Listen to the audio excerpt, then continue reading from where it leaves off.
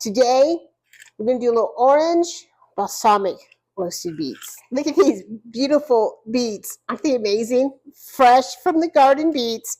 And when I saw these two beets, I knew I had to roast them. One of my all-time favorite things is roasted beets. So I'm going to do mine in my cast iron skillet here, but you can do them in a sheet pan that's got like some sides to it.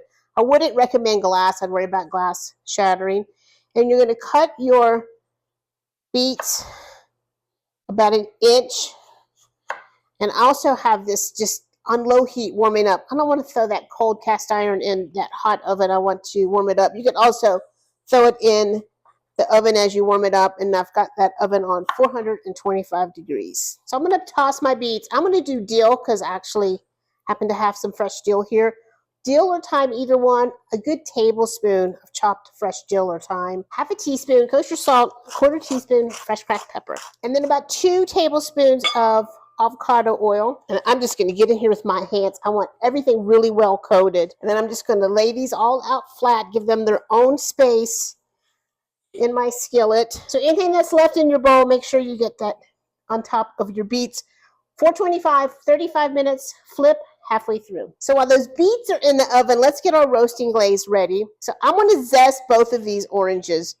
I'm going to put 1 orange zest into my glaze, and the other I'm going to save to finish them with in the end. So for this one, into my little cup here. So I'm going to set that other one aside, and into my jar here, I'm going to do 1/4 cup balsamic vinegar, and I'm going to juice both of these oranges into here.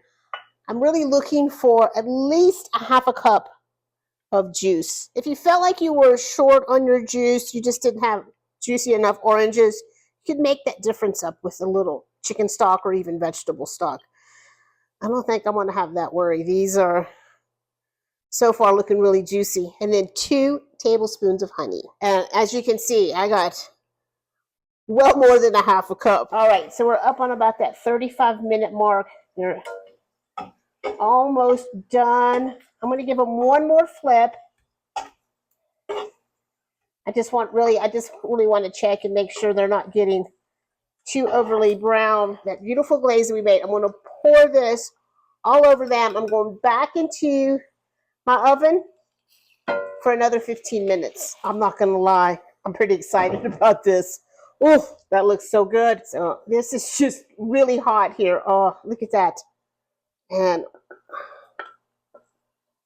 look at that glaze. You could go just like that chop it up into a salad, or you could do it as an appetizer.